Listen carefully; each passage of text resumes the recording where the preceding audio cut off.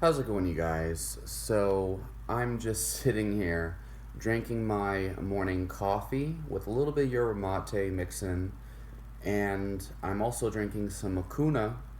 I actually bought some powdered Mucuna extract from bulk supplements. I'll show you guys here in a little bit. And what else is in here? Oh yeah, 2 tablespoons worth of maca. It's a mixed maca. It includes black, yellow, and red maca. It's a new experiment that I'm trying right now. Um, and I switched back to my ashwagandha before bed. This is basically an update video if you guys haven't noticed. So before I start the video, I want to read you this quote. So essentially, I keep this up here to remind me that small habits become big success over time. That's a very important concept that I didn't fully understand or embody or recognize throughout my childhood leading up into my early 20s. I was always chasing perfection. I was always chasing the bigger picture goals rather than focusing on the process and the journey and the small steps that you need to take in order to reach big goals. And I think a lot of people, they think, you know, reaching big success is impossible because it's just big success. They see this gigantic amount of money and cars and everything that these successful people have, or whatever their idea of success is so large that they're intimidated by it.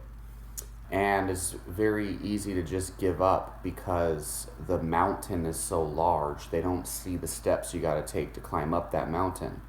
And so when I realized, really, I learned this lesson from reading books, that if I just read 10 pages every day, eventually I'll read the full 400 pages.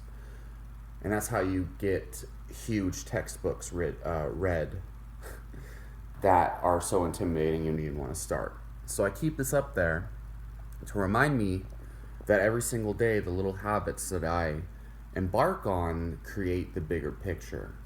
So every little conversation you have with other people can create friendships and things. It'll create something. The little interviews you do for jobs, even if you fail, you're learning, and it's contributing towards interviews in the future. Okay? The little things you do with your health right now stack up over time.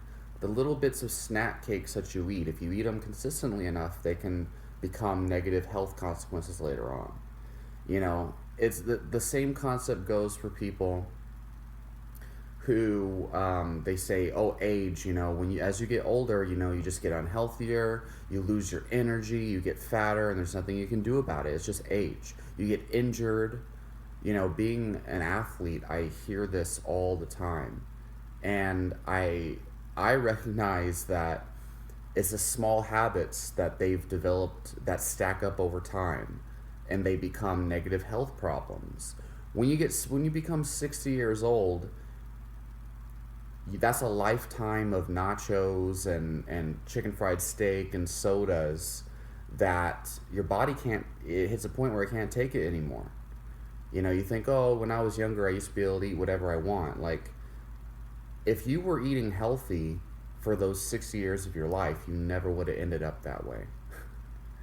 It's not age, it's the habits that over 60 years of your life become negative. It's the small habits that build up over time that make or break your health and success. So anyway, I've been doing multiple jiu-jitsu sessions a day lately because temporarily I have less hours for work because the bigger company that my company works for, because I do private security, they haven't called me back to my normal job site yet because the employees are still working from home. So I've been working smaller security jobs when I can, and doing other smaller projects to make extra money on the side. And so I've been able to train jiu-jitsu a lot more often. So I've been training jiu-jitsu On a couple, on Monday it was like three sessions a day. Um, I joined one of the best martial arts gyms in Texas. It's called Ohana, and we have professional Bellator fighters, professional UFC fighters. We have world champion Jiu-Jitsu competitors, Jiu-Jitsu black, world champion Jiu-Jitsu black belts. Lots of amazing athletes that teach. We have a world champion Muay Thai fighter. His name is Washington Luis, who teaches our Muay Thai class. We have one of the coaches who trains at the gym. Doesn't just coach. He actually trains at the gym. Same classes that I get to take. His name is it? How can I forget? I think it's Alexander the Great, or Eric the Great Alexander. I think it's Alexander the Great, but he's a UFC fighter. The Great Alexander. You could just look up the Great UFC, and you'll find who. Obviously, I'm new to the gym, so Anyway, been training for about one week now. Basically, Ohana, they bought out the old gym that I was training at, UFC gym, and so it's like I've been wanting to train at Ohana for so long because I keep hearing how great they are. Most of my coaches at UFC gym, they train at Ohana, and so I was wanting to go there. It's just the pricing, was kind of complicated and confusing. So it's weird how during the quarantine, Ohana came to me. Like, I didn't have to go to Ohana. Ohana came to me. They bought out my old gym, and I was not happy. I was not satisfied with the old gym I was training at, the classes and things. I just didn't feel like I was learning as fast as I could have if I was training under, more suitable coaches. I just didn't feel like it was worth the money or worth the time. And so I'm happy that Ohana bought out UFC gym. So now I'm paying the same rate I was for UFC gym at Ohana. And so it's like Ohana just came by and they replaced my old training with the new training, and I'm paying the same rate. It's amazing. And it's almost like the universe, is giving me the tools I need to succeed. So I'm really happy. The first week I've just been training as much as I can, and the classes are amazing. Learning a whole lot. Just in the first day of jiu-jitsu class, I learned more than I would learn in a full month's worth of jiu-jitsu at my old one. And maybe it's just incompatibility between student and instructor. Not to say anything bad about the old instructors, but I'm really happy with where I'm at right now. World-class instruction. And the big thing is that, I feel like I'm going to become a world champion one day. I feel like I'm going to go very far in jiu-jitsu. It's something that I know I can do as I get better, learn more about the basic techniques and things. I think that jiu-jitsu is something that I can go far in. I know that the strength training I've been doing for years applies a lot more directly to jiu-jitsu than it does Muay Thai and kickboxing. I don't have to worry about getting knocked out and suffering from brain damage in jiu-jitsu, even though concussions will happen. I got heel kicked in the fucking head the other day because my partner doesn't have good flexibility, even though he's a blue belt and I'm a white belt. But he heel kicked me on accident trying to armbar me the other day. I bit my tongue just drilling a technique because my partner headbutted me in the chin. So, injuries and stuff happen in jiu-jitsu as well. But I'm learning faster. I feel better at this gym. I feel great.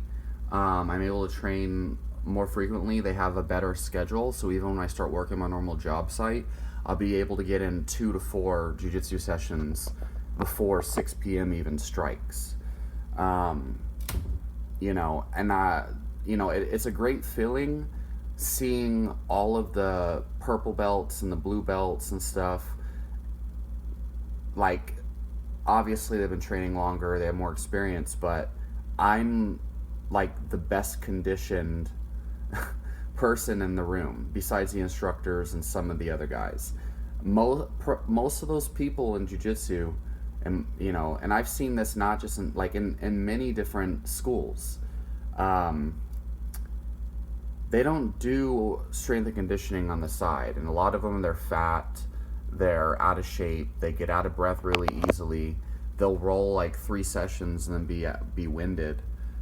And for me, I like to pace myself. I try to use more technique and relax while I'm rolling. Most white belts don't do that. They use too much strength and use too much effort, so they get out of breath too easily. But even when I am using a lot of strength and a lot of effort, I don't lose my breath as much as everyone else. Like when my jiu-jitsu class is warming up, everybody else is out of breath from the warm-up and I'm not. And the other thing is, I do my strength and conditioning first. I do like a max squat, max snatch session, and then immediately after, without eating or anything, I go to jiu-jitsu practice. And their warm-up is like 50 squats, 50 push-ups, burpees, bear crawls.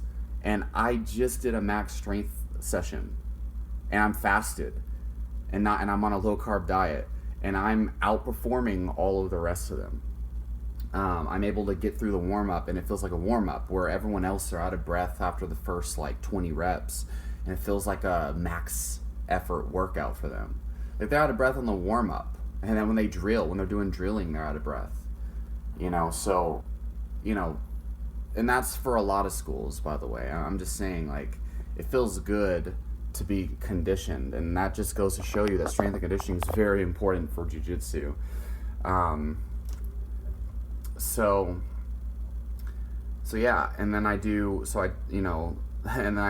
2 more sessions on some days where we do the same warm up and the same everything. So I'm getting like 3 times the jiu-jitsu workout after a max strength and conditioning workout in the morning. And admittedly, I've been exhausted lately, but I don't run out of breath during training. It's just more of like a mental exhaustion.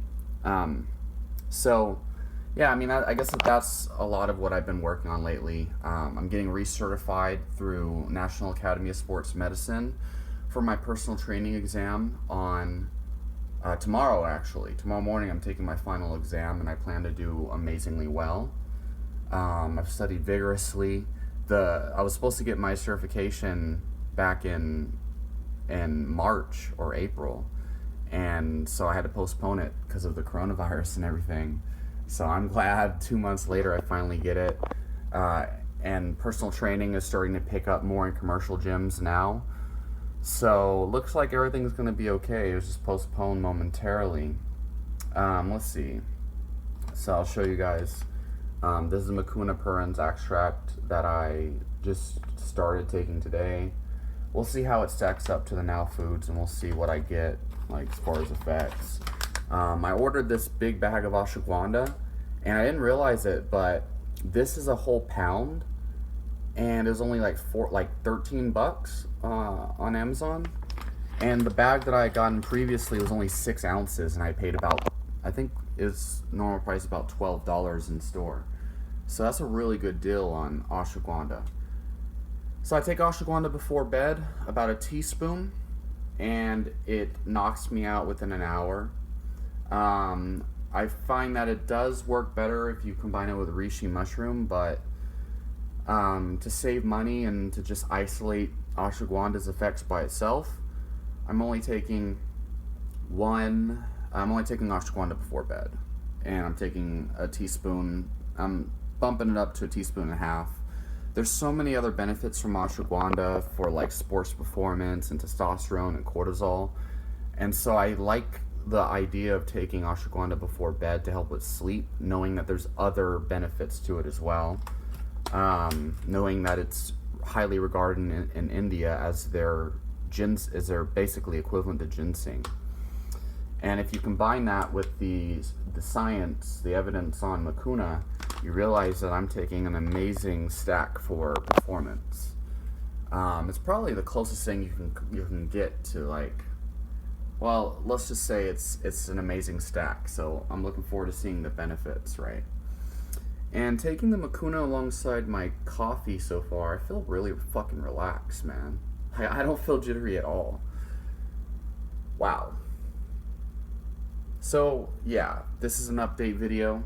Packed a lot of information here. Let me know if you guys watched the whole thing. I really appreciate you guys. And I'll have more updates in the future. Leave a question, comments down below. Talk to y'all later.